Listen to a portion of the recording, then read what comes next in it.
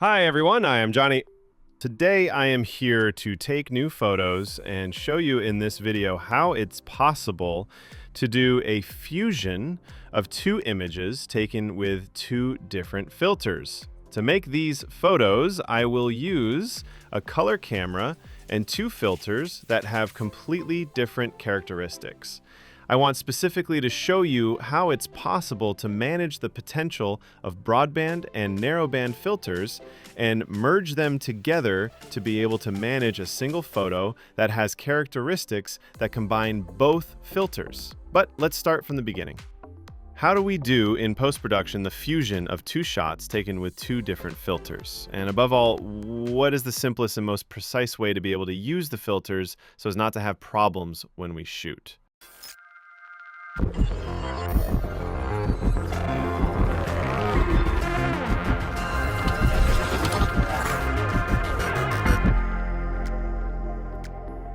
Many of you asked me, how do you do the fusion of two shots with two different filters? But this time in particular, Optolong asked me how I managed to create a shot like this.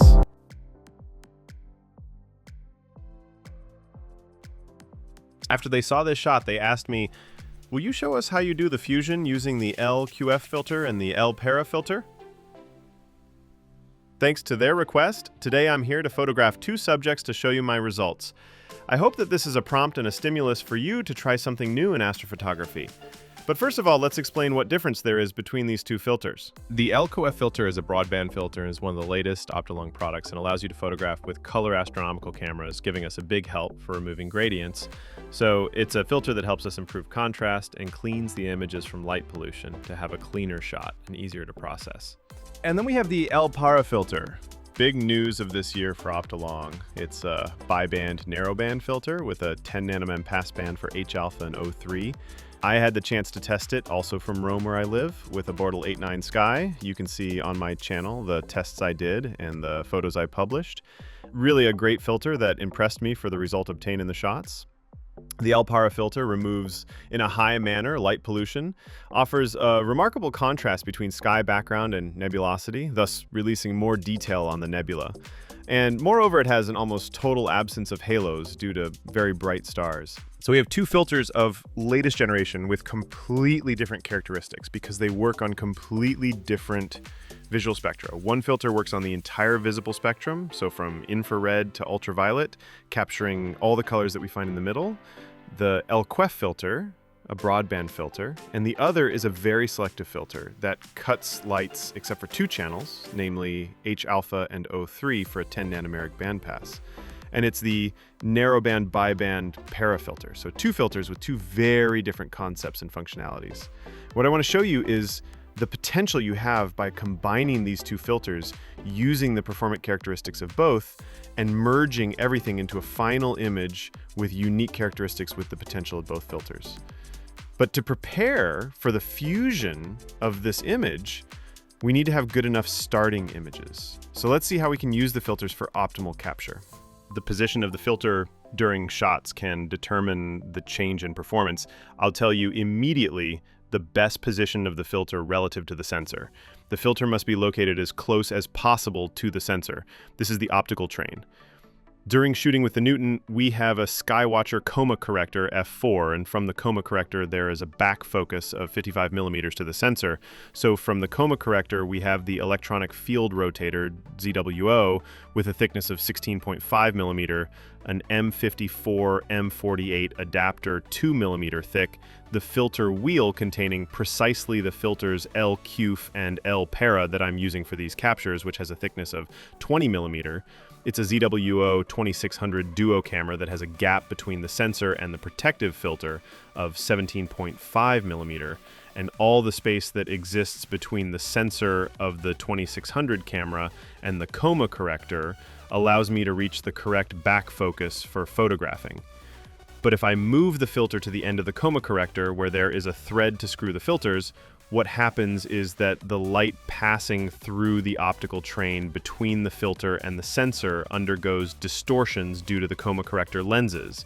The light drop that we encounter between the various thicknesses we have inserted and everything can lead to unwanted reflections, especially on very particular stars. The Alnitak star comes to mind, which is one of the brightest and most annoying. And it's one of those where strange reflections are always just around the corner. Know that I try to test and see firsthand every issue. I don't take anything for granted. So if I tell you, it's because I've done multiple tests, putting the filter after the coma corrector after the rotator and in various positions to understand if image disturbances can be created and what the best position is. Okay, but even if there are strange reflections, we do a photoshopping, and in post-production we solve everything. It's not exactly like that. My way of handling photos in astrophotography is quite simple and linear. That is, a nice shot with as few retouches as possible will almost certainly give good results. So few disturbances from the filters help to achieve a clean shot. And to do a final integration with an eventual workflow for post-production management, that's really minimal and dispensable. But are there other distortions caused by filters? Well, yes. Putting the filter inside the back focus of the optical train can cause the variation of the ideal focus point for managing the shot. And how do we calculate it and find the correct focus point once we have inserted our filter? That is, there is a simple system to solve this problem. And what other problems do filters cause? Once I've put the filter in front of the rotator, so I've nullified the possibility of reflections, it should be enough. But no, we don't like easy things. Yes, you can solve it simply, but the explanation is a bit complex, so let's help ourselves with images. Then we said that our ideal back focus is 55 millimeters, and in between we can put all the possible accessories respecting this measure. When we insert the filters, what happens is that the focal point changes and shifts slightly, and can be explained by this formula: delta focus equal filter thickness divided 3. The refractive index is a fundamental property of any material. In practice, anything bends light.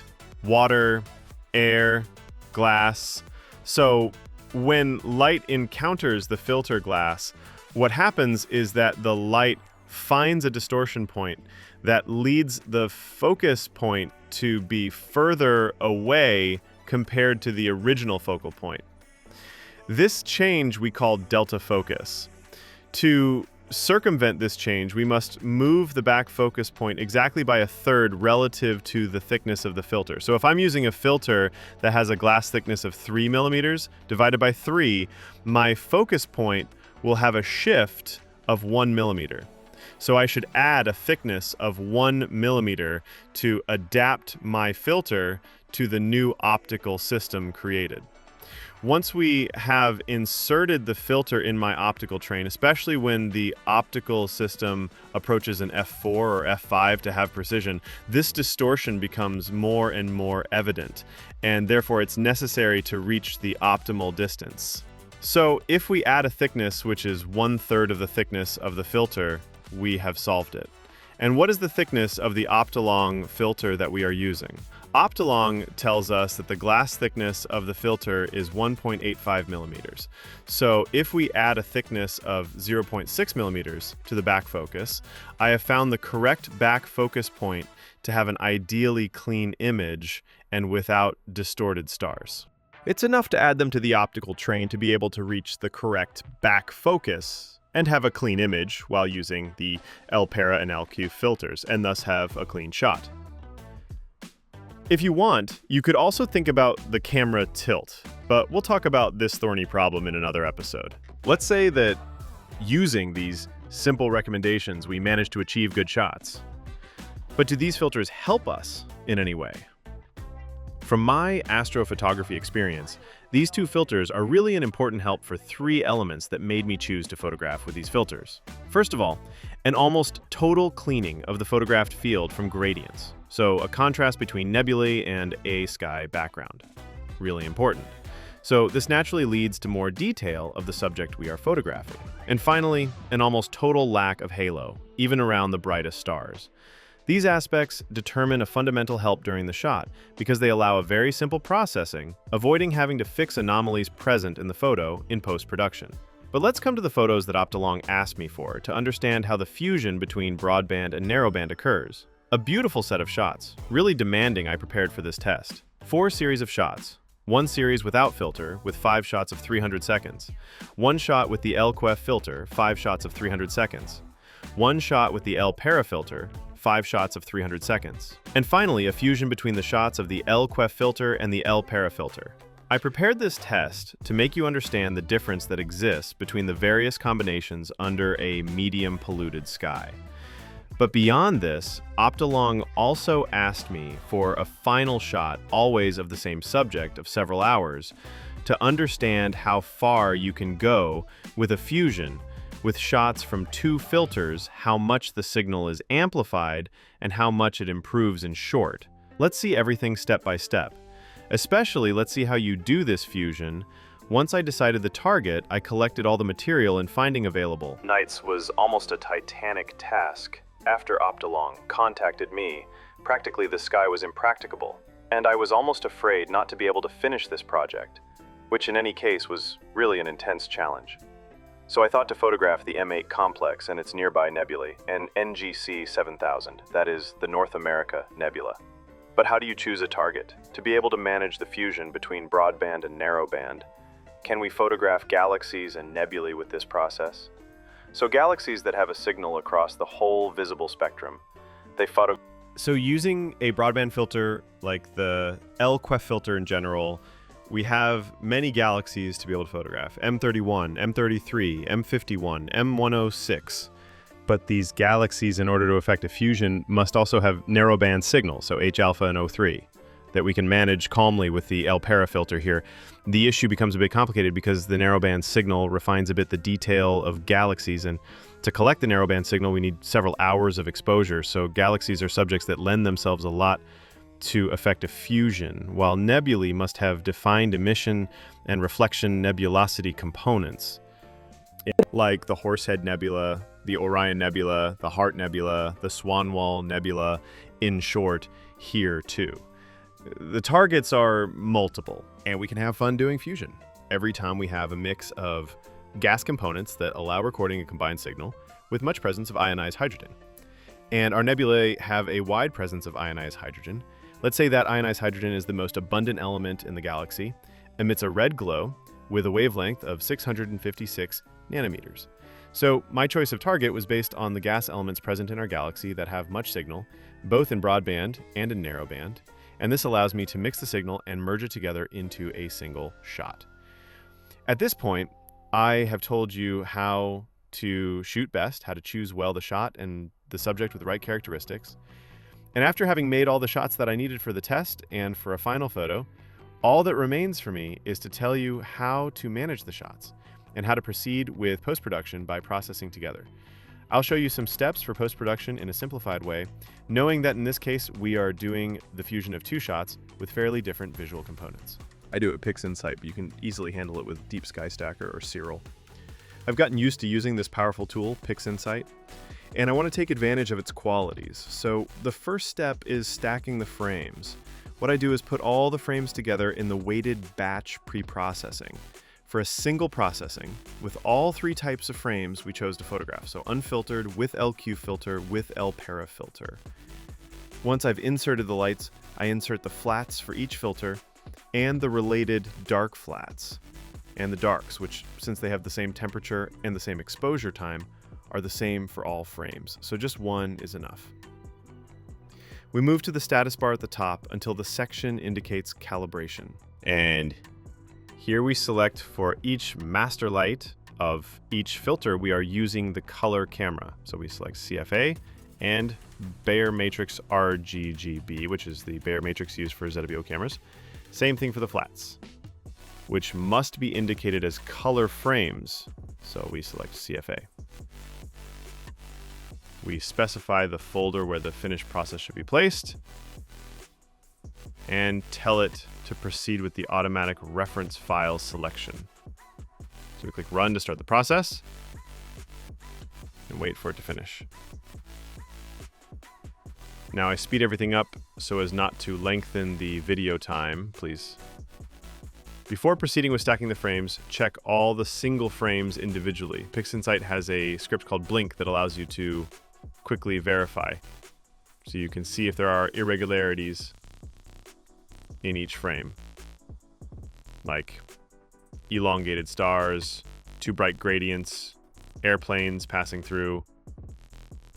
In short, these files should be discarded before stacking, so as to have a final frame as clean as possible.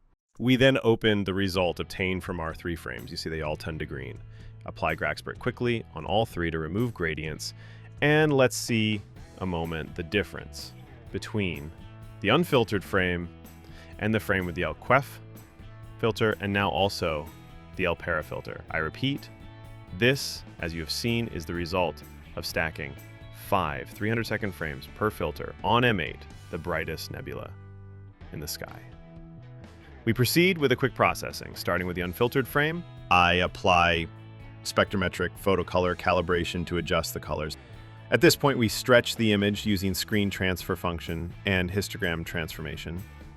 I activate the real-time preview, reset from the status bar, the screen transfer function, and the image turns black. And directly from the open script, instead we select the nuclear button to stretch the image. Here the script shows us how the image may look stretched, but with the help of histogram transformation, we consolidate the stretch. So we drag the little triangle of screen transfer function down onto the base of the histogram transformation bar that applies the stretch, and as you see, the preview turns white. To apply it definitively to the image, all that remains is to click the square at the bottom left, and our image also turns white. At this point, we reset the stretch, and our frame has been stretched in 2 simple steps. Now, at this point, we remove the stars from the image for separate processing between nebulosity and stars. This makes it so that every change we make to the nebulosity does not create anomalies in the stars, which are already very good without any retouch. Maybe they just need a bit of color. So 2 separate processes. I use StarX Terminator, which creates for me an image with nebulosity and an image with stars. Of course, later I will have to join everything together. We do the same process also for the other 2 images, so also for the frame with the L-QEF filter and the same for the frame with the L-Para filter. So same processing for all 3 frames. We save the frames in 16-bit TIFF to handle everything with Photoshop. Okay, so in Photoshop we handle the starless nebulas. I loaded all 3 frames for a small retouch, the unfiltered frame, the L-QEF filtered frame, and the L-Para filtered frame. We proceed with something simple. The integration is light, but we can improve them a bit. At the bottom right, we have the layers. We duplicate the background layer by dragging it onto the plus sign. This is to then have a sequence in the editing of what we do and be able to go back if we don't like it.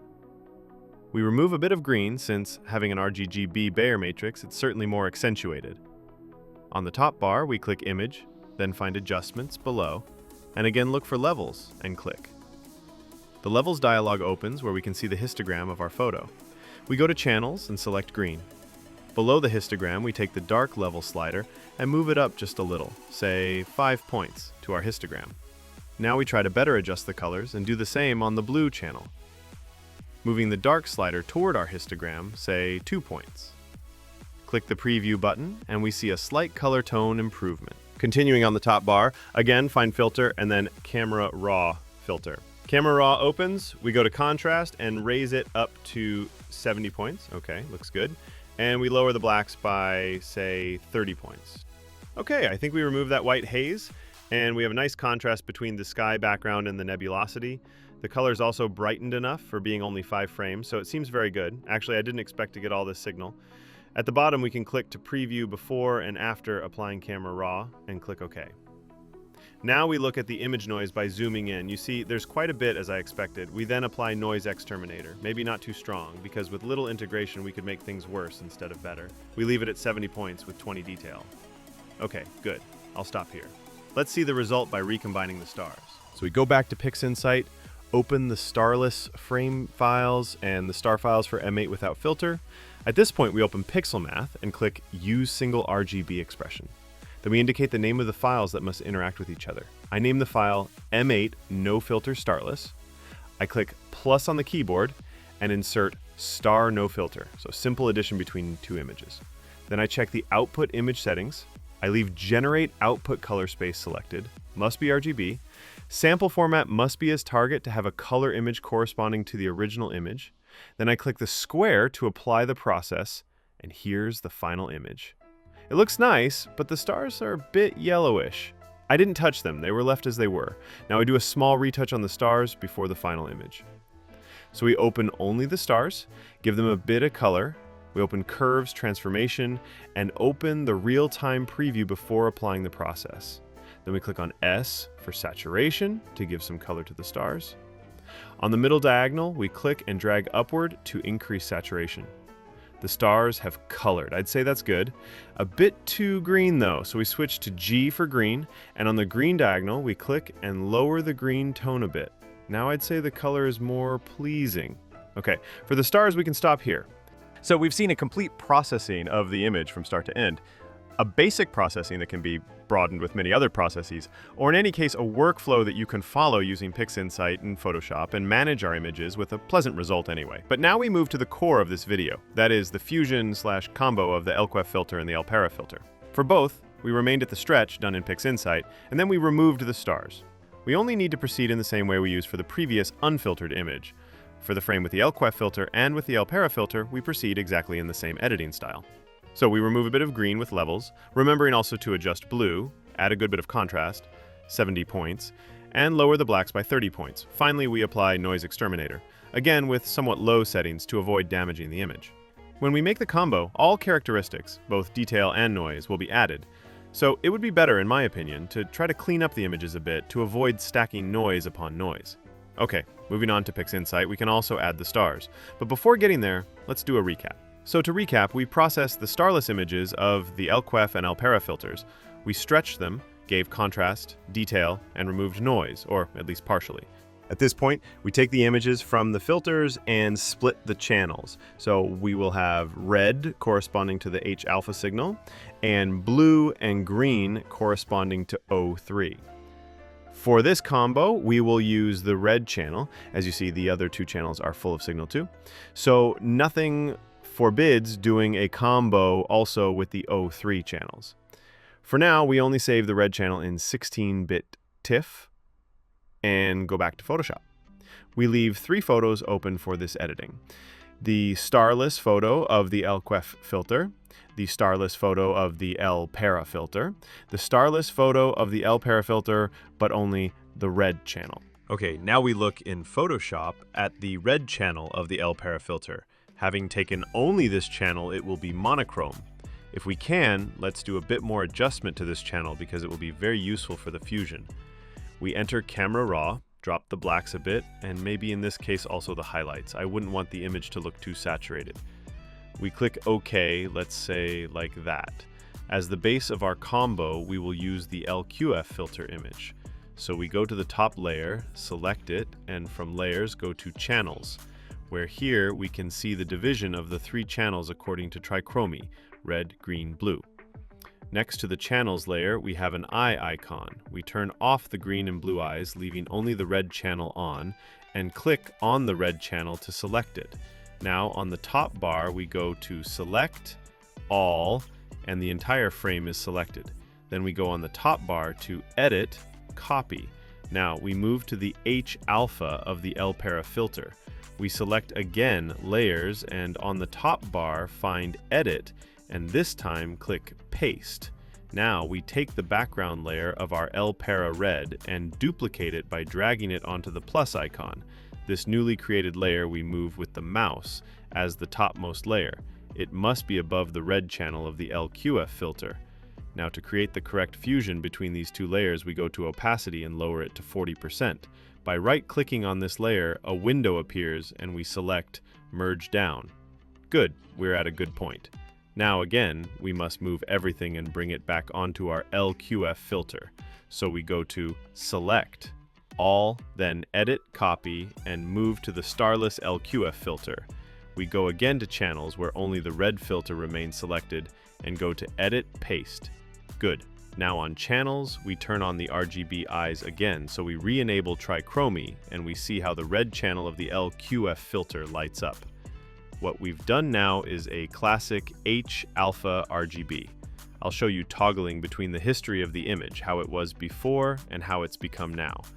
Now we want to give this photo one more sprint to better merge these 2 frames filters and see all the H-alpha detail. Now we go back to the L-Para filter starless frame, turn off the eye of the top layer we created, select the background layer, and move it as is to the photo of the L-QEF filter we're editing. We go to Select, All. Now we go to Edit, Copy, and move to the L-QEF filter. We go to Edit, Paste, but we're not going to use it as is. We go to Mode and select the bottommost one, Luminosity. The image takes a strange color, so we have to fix it a bit. Then we move opacity and lower it to 20%. Okay, now zooming in the image, we see that inserting this channel has introduced lots of detail into the frame. Good, but the color still needs adjusting. We do another step to improve everything. We go now to the L-Para filter starless frame, select the last available layer, and move it onto the photo we're merging. So we select All, Edit, Copy. Now we go again to the modified L-QEF filter photo, select Edit, Paste. Here too, we won't use this frame as is, but we apply a mode, this time color, and with opacity lower it to 40%. Okay, we're there. The two filters are fused. Do I always have to use these settings, especially with opacity, to merge layers? Well, let's say we can manage the settings as we want. We just need to keep in mind that overdoing it may saturate colors. You have to do some tests to understand what fusion style you like best. But the nice thing is that being able to manage from 0 to 100, there are many possibilities to merge images. This means they'll never all be the same, so quite customizable according to your taste. Of course, the result must be pleasant, but one thing I want to point out is that for this combo, we took the L-QEF filter frames and inserted the L-Para filter frames as luminance and then as color. So the resulting image is no longer the sum of 5 frames as in this case, but the signal is amplified. Now I'll show you the result of these frames. Top left is my processing of M8 from 5 300-second frames without filter. Top right, we have the L-QEF filter, again 5 frames. Then bottom left, 5 frames with the L-Para filter. And finally bottom right, the combo L-QEF L-Para. As I told you at the beginning of the video, besides these few frames, I also did a long exposure on this image. And now, so we get to the serious stuff and see how it comes out with 14 hours of integration with the L-QEF filter. I processed the image handling gradients better, revisiting colors, contrasts, lights, sharpness, and here is the final result of my processing. I also did another 15 hours with the L-Para filter. I processed that image adjusting gradients, contrast, light, colors, sharpness, and detail, and this is the final result of my processing.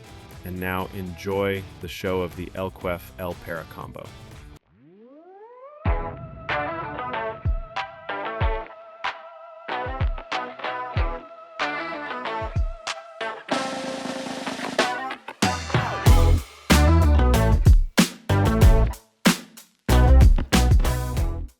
I then conducted a second series of tests. Again, 5 frames of 300 seconds each on the nebula NGC 7000, the North American nebula.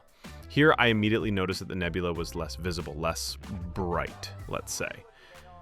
Here too, I managed everything like in the previous frames. I stacked the frames with PixInsight, I removed gradients with GrainExpert and gave color to the nebula with spectrometric photocolor calibration, then stretched the image with histogram transformation and removed the stars with Star Terminator. Then switched to Photoshop to manage color, contrast, lights, and clean noise with Noise Exterminator.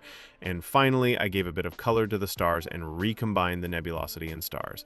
And this is my result. Also, for this second test, top right is the first image with 5-frame integration without filter. Top left, the second image with L-QEF filter, again 5 frames. Then bottom left, integration of 5 frames each from 300 seconds with L-Para filter. And finally, bottom right, the combo with L-QEF and L-Para filters.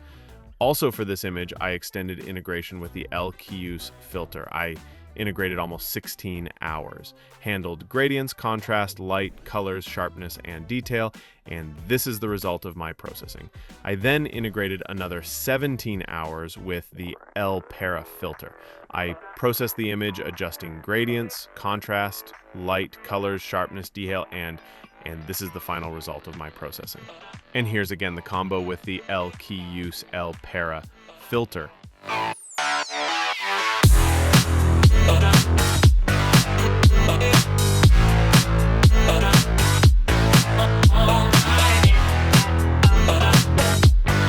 I hope you enjoyed this little tutorial. There is really so much to say. I made this summary and concentrated it in this video. Thanks again to Optolong for giving me the opportunity to speak and test their filters. If you have questions about the Fusion or how to handle broadband and narrowband frames, write me in the comments. Let me know if you've tried it, will try it, and what you think of this method. If you like the video and photos, give it a like, subscribe to the channel to stay updated on new content. A greeting to everyone, and clear skies.